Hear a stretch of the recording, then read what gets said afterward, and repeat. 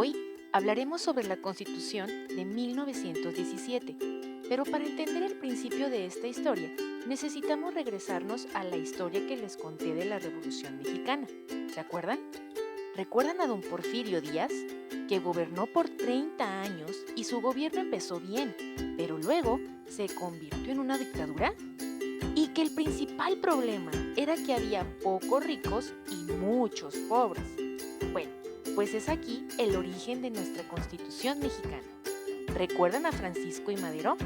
Él es el que llama a un levantamiento contra Porfirio Díaz un 20 de noviembre de 1910, y es cuando se da la Revolución Mexicana. ¿Sí se acuerdan de eso, verdad? Bueno, continuemos. Como eran muchos los inconformes, pues derrotaron a Díaz y muy triste se fue de nuestro país. ¿Y quién creen que queda de presidente? Así es, Madero. ¿Recuerdan su lema? Sufragio efectivo, no reelección, que quiere decir que ningún presidente puede tomar el cargo 2 veces seguidas. Madero dura muy poquito al poder porque Victoriano Huerta, un militar que quería también ser presidente, lo traiciona quitándole el poder.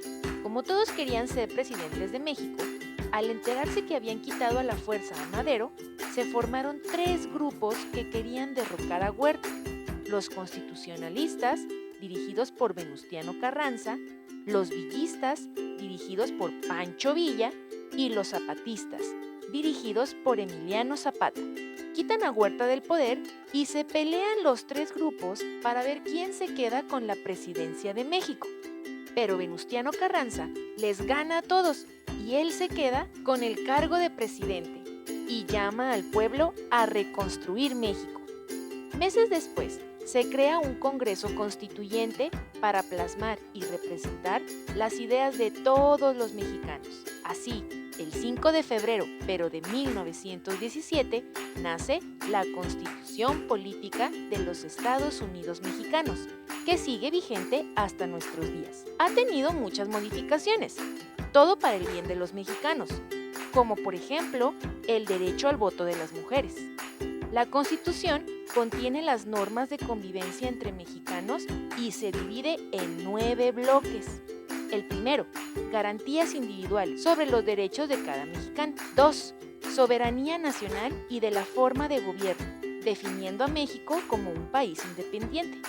3, de la división de poderes, ejecutivo, legislativo y federal. 4, responsabilidades de los funcionarios públicos.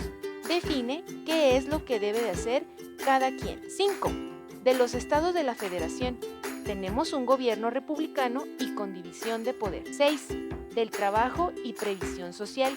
Todos tenemos derecho al trabajo. 7, prevenciones generales para que los funcionarios públicos protejan la Constitución. 8, de las reformas a la Constitución.